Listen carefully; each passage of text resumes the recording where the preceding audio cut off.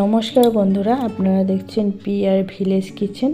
আজকে আবার একটা রেসিপি নিয়ে চলে আসলাম আপনাদের সামনে। আজকের রেসিপি শীতকালে দারুণ স্বাদের হাঁসের মাংস। তাই এখানে নিয়ে নিয়েছি 1 কিলো হাঁসের মাংস। মাংসটাকে বেশ ভালোভাবে ধুয়ে ছাপা করে নিয়েছি। আর এখানে নিয়ে নিয়েছি কিছু উপকরণ। কেটে নিয়েছি 2-3টে টমেটো আর কিছুটা পেঁয়াজ, ওলকপি আর আলু। এখানে বেটে নিয়েছি জিরে, শুকনো লঙ্কা, ধনে আর আদা রসুন বাটা, গরম মশলা। এবার মাংসটাকে মেখে নিব।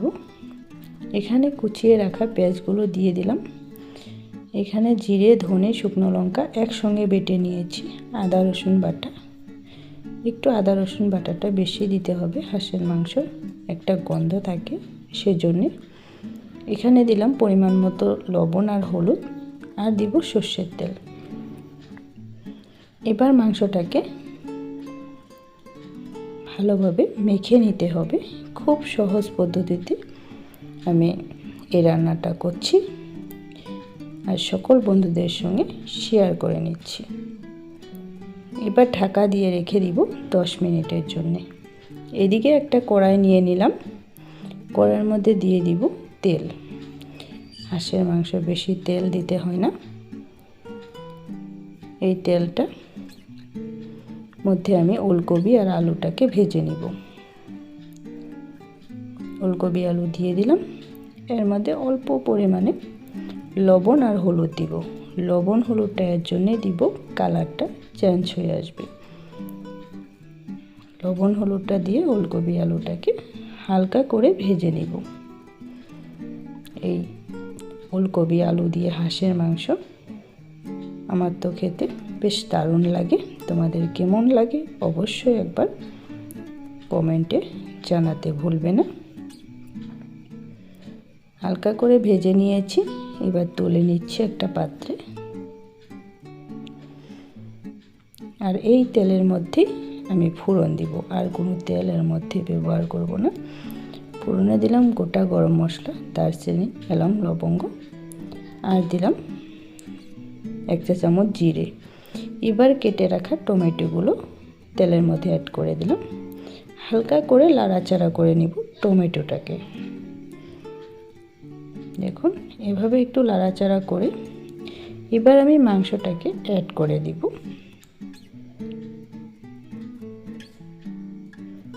এবার এর মধ্যে পুরো মাংসটা দিয়ে দিলাম।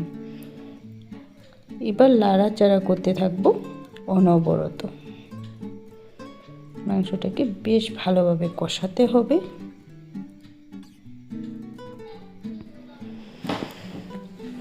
দেখুন ভালোভাবে নাড়াচাড়া করে নিচ্ছি।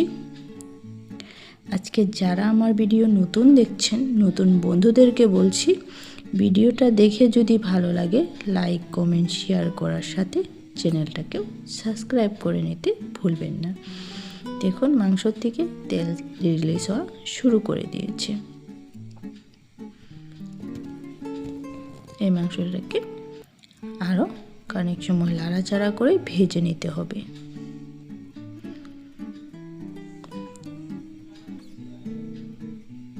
দেখুন মাংসর থেকে কতটা তেল রিলিজ হয়েছে।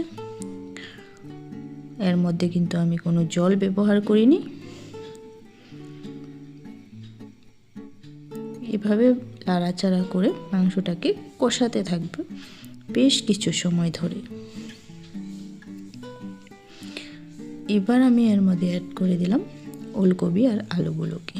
ওলকপি আর আলুটা দিয়েও বেশ ভালোভাবে নাড়াচাড়া করে মিশিয়ে নিব। এবার আমি কিছু সময় ঢাকা দিয়ে রেখে দিব। ঢাকা দিয়ে দিলাম। এবার ঢাকাটা তুলে নিচ্ছি। দেখুন কতটা তেল রিলিজ হয়েছে মাংসর থেকে। আর অল্প সময় নাড়াচাড়া করে ভেজে নিব।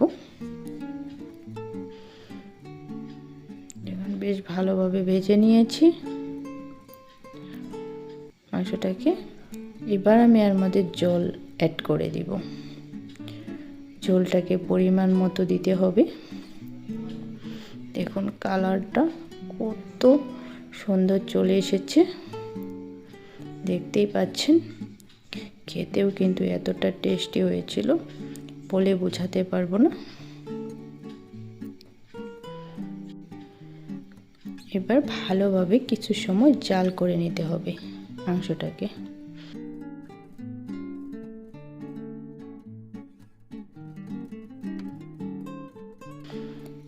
জালটা হয়ে এসেছে। এবার আমি এর মধ্যে গরম মশলা অ্যাড করে দিলাম। গরম মশলাটা দিয়ে মিশিয়ে দিব। গরম মশলাটা দিয়ে এর মধ্যে দিয়ে দিব কুচিয়ে রাখা ধনেপাতা। ধনেপাতাটা ছড়িয়ে দিলাম। এবার কিন্তু দারুণ স্বাদের হাঁসের মাংস রেসিপি রেডি। অবশ্যই একবার এভাবে ট্রাই করবেন, আশা করছি ভালো লাগবে।